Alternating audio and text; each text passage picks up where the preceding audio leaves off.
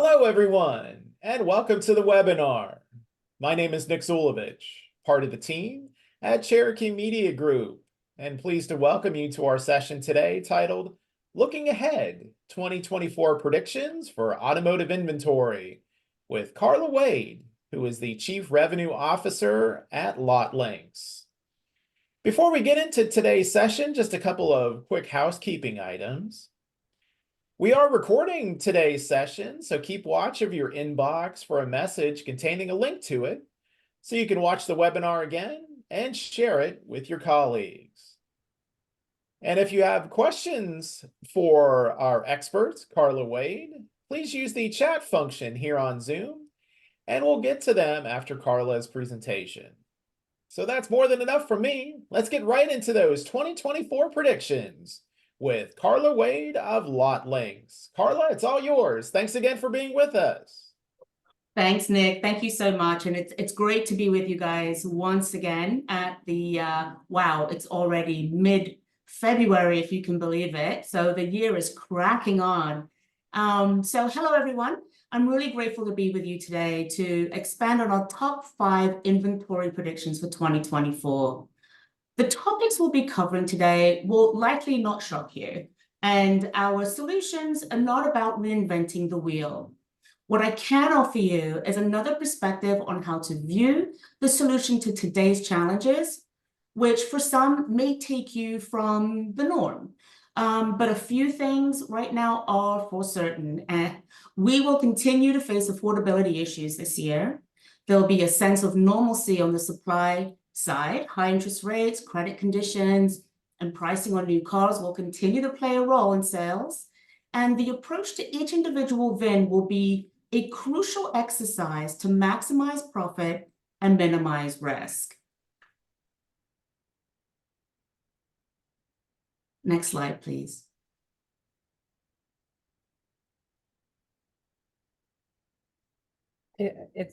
You want me to go into the first one? All right, so today we'll review, oh, sorry, Susanna, we can go back one. Thank you.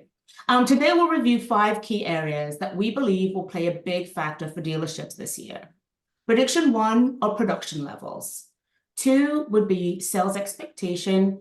3, EVs and how they play a role in the market.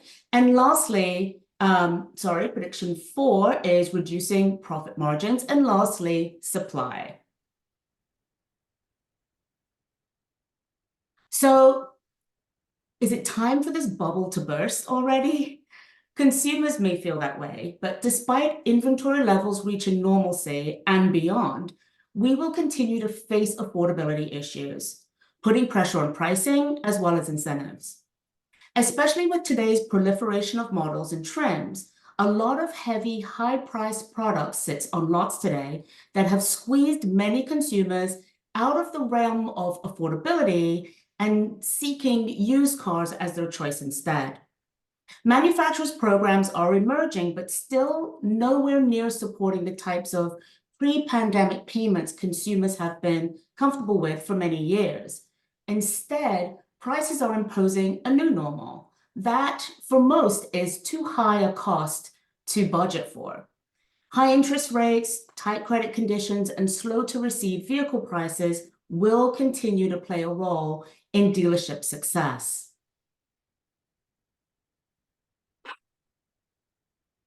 So, though production remains steady, the influx of heavily equipped or high-margin vehicles are starting to loiter on dealers' lots. The ratio of vehicles under 40,000 are harder to find these days, and with day supply averaging over the 80-day mark, some dealers are faced with finding new tactics to find buyers they need to move their product.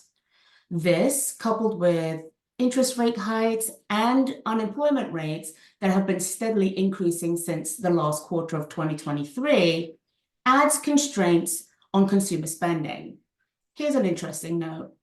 According to NPR, consumer spending increased by about 3% at the end of the year last year. However, consumers spent more money on things like food or practical items, leaving electronics and luxury items behind. That gives you a little bit of a reflection on the more penny-wise sentiment of the consumer today. So we will find ourselves back to pre-pandemic levels. Now inventory is available, but consumers are more cautious and sensitive to vehicle prices and monthly spending. Though the story sort of repeats itself for EVs, who have also been battling other concepts, right? The concept of adoption for EV. It's not all doom and gloom for our alt-powered friends.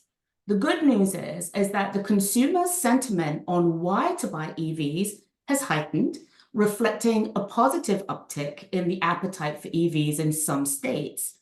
And though there's more to face here than just affordability, like it's a lifestyle change, resources, convenience, the market share is expected to rise to about 8% of total new car vehicles in 2024.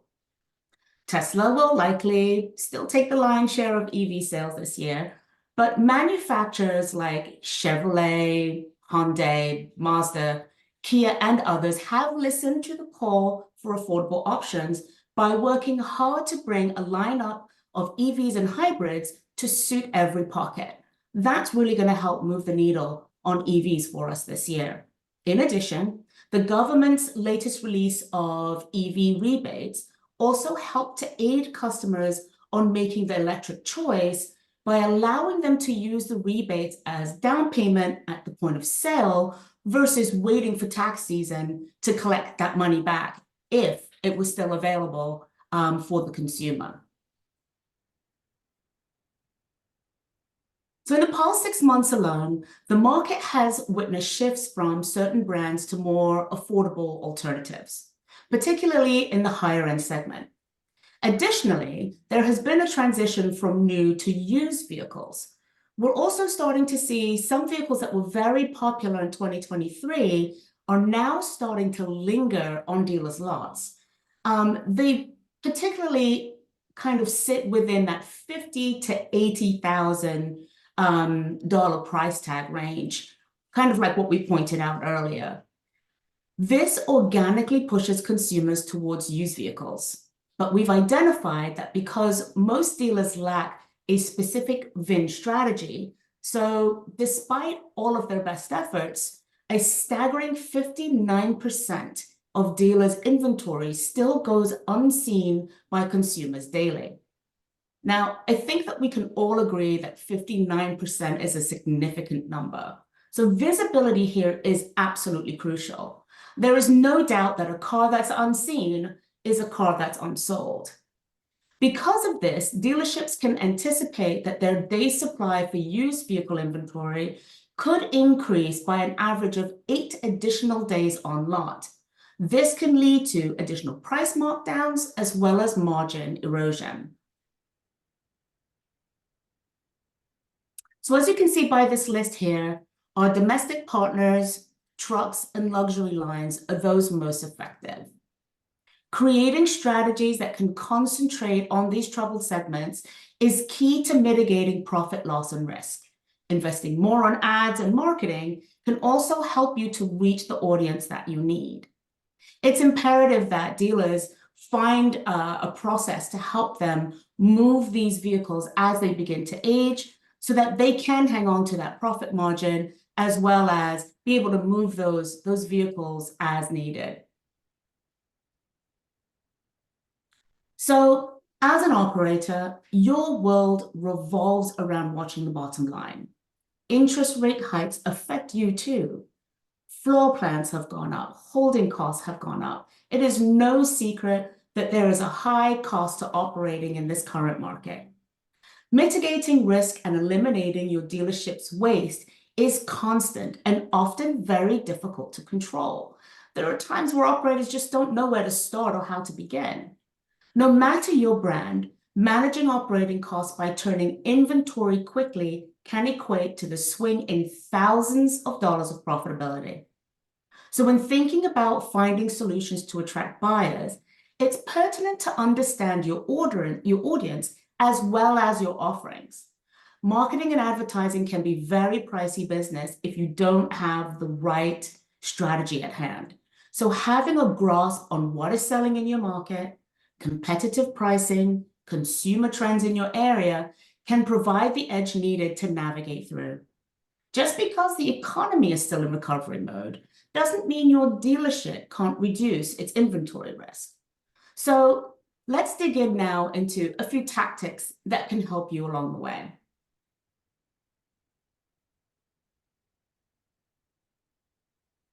So there's a lot going on the slide here, right? But there are a few things that I think are really noteworthy and key to jot down. To begin, identifying the number of active shoppers within your local area and how you're prepared to reach them with your current marketing efforts at the VIN level. Use this knowledge to adjust your marketing strategy to stay competitive against conquest buyers from competing stores. For example, understanding which vehicles are at most risk or have the biggest age and where to prominently position them. Making sure that you spend and you have applied the right amount of budget to those vehicles so they are getting that outreach and getting to that right audience. Every unit has a unique set of factors that can help or hurt its ability to sell. So challenge vehicles will often need adjustments to their marketing strategies, while opportunity vehicles can be fast-tracked to meet sales goals and profit goals. Regularly reviewing pricing and days on lot, your market and shopper demand for every vehicle can help you avoid the costs associated with aged inventory and ensure increased profits on every unit. Look at how your budget is spread. Do you have the right amount of budget allotted to that specific vehicle? For example, some of your bread and butter cars may need less budget than something that is sitting on your lot for a long time or, very uniquely priced and maybe not the type of vehicle that is generally sold in your area of influence. Some need help, need additional budget spend, and some need less. So spend more money, put more budget where it's needed, and then have the knowledge to apply less where you need to. Once you have a grasp on your market share, it's time to gauge how your digital marketing is impacting your success. To make the most of your budget, only allocate funds towards digital channels that target engaged shoppers and are proven to drive conversions for all inventory. Avoid channels that deliver sharper quantities to your most attractive or fastest selling cars. Bottom line is, this should not be a race to the clicks because it's really the sales that matter. I'm sure that there are many of us on this call today that know of a vehicle that gets hundreds and hundreds of clicks, so it's very popular, but it's still sitting on your lot. At the end of the day, we're not trying to create a fan club, we're trying to sell more cars. Directing a pricing and promotion strategy at the VIN level helps to focus resources on specific inventory. For example, Lotlinx platform, for example, is based on utilizing AI and machine learning. It gathers data on in-market buyers and directs them to specific vehicles.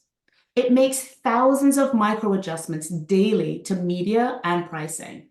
So this strategy could result in fewer days on lot and improve your gross profit. So this is all I have for you today. I hope that was pretty informative. I know there was a lot going on here and a lot on those slides, but I'd love to invite you to give me any questions if there's any out there, or maybe feel through any comments. Absolutely. Great thought-provoking points, Carla, and great suggestions here on our webinar today, again titled Looking Ahead, 2024 Predictions for Automotive Inventory with Carla Wade, who is the Chief Revenue Officer at Lotlinx. And if you have questions for Carla, please just use the chat function here on Zoom, and we'll get to those questions as we have some time here. I thought the remark you made toward the end of your presentation, Carla, was very poignant about not creating a fan club, so to speak, for a vehicle, a particular model or what have you. Just how often is Lotlinx hearing from clients that a certain vehicle is generating a lot of clicks on the dealer website, but hasn't sold yet? Just how often have y'all seen that problem arise? Yeah, Nick, that's a great question. It's actually a very commonplace thing, right? And it's not to the fault of, anyone at the dealership. It's kind of how we've been conditioned. We think that clicks is a good thing. It's getting eyeballs, it's getting seen, and it is. Believe me, those clicks and eyeballs, of course, and views are just as important. However, at the end of the day, if it's not helping you move the car, that is a clear indication that those clicks are coming from the wrong audience. A lot of times what winds up happening with some of our advertising and marketing efforts, when it's done on the human level, right? We'll talk about AI in a second, is that we've got this funnel, if you can imagine, right? And at the top of the funnel, you have these shoppers. And at any given moment, there's typically about 74 million people shopping, where at the bottom of the funnel, you'll find your buyers. So imagine just yourself, right? You're shopping around for a vehicle. You may be looking at a really wide set of models or even brands, right? If you want an SUV, there's a number of great SUVs that are out in the market today. And as you're shopping, you're going to look at everything. You're comparing colors and distance from your home and price and trim levels and gadgets. And then as you start to really whittle down what that decision is for you, you're honing in on your target vehicle, you start to narrow down in the funnel. Now you're at the buying process. So shoppers do a lot of clicking around. They do a lot of looking around and comparing notes and so on. But when that is happening, when it's very active on the click level, that's because they haven't narrowed that search all the way down, right? They're still in heavy discovery mode, if you will. And so you'll find that, a lot of channel partners get kudos for having a lot of clicks or for getting a lot of attention. But if it's not helping you move the car, then what are we paying for? And that's the part that matters, right? You don't want them sitting on your lot eating up your profit, making you mark them down. You want them to be seen by that buying audience, which is at the bottom of the funnel, and really targeted and kind of got their mind set on what they're looking for.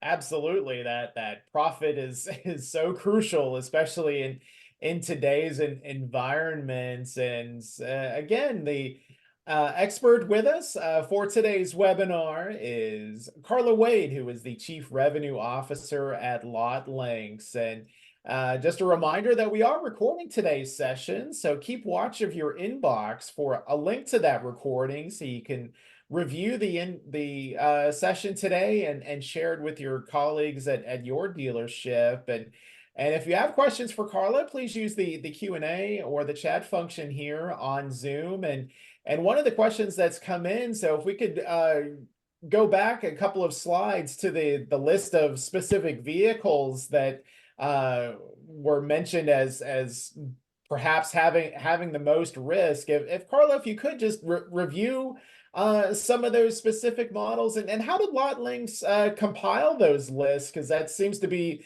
generating a lot of interest as far as inventory management here at present. Yeah, great. So, we're monitoring trends consistently, right? And with all of the dealerships that we're in place with today, we're able to track, a lot of the buying index, both from Google and other channels. And as you can see, the one consistent theme on this particular list is price point. Right. So if you remember, getting that $399 lease, $399 lease was kind of a prominent thing, right? It was commonplace. Nowadays, veering off of MSRP, finding leasing programs, finding even finance programs, people getting bought on Vehicle financing as well has been tough.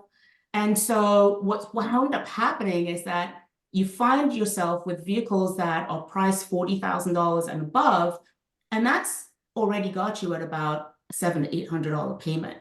Well, for a lot of, our general marketplace, it's a tough nut to swallow.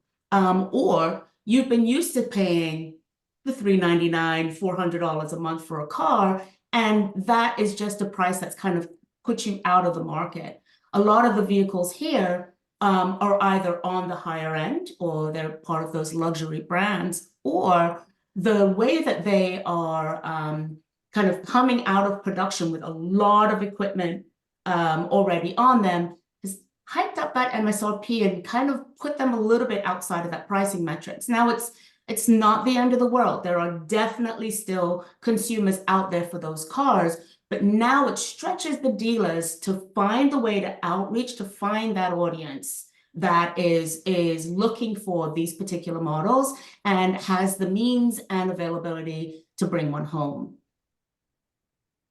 Closing moments here on our webinar. Looking ahead, 2024 predictions for automotive inventory with Carla Wade, who is the Chief Revenue Officer at Lotlinx. And Carla, just to wrap up our time together, just to reiterate again, just how crucial is it for stores to drill down to that VIN level to find the best path for marketing their particular inventory, and how can Lotlinx be of assistance to help in those endeavors? Yeah, absolutely. It is absolutely crucial, right? Every single car that's sitting on your lot is eating away at daily costs. So that, even just one additional day sitting on the lot is costing you more than it ever has before, right? Our floor plans and holding costs are at an all-time industry high.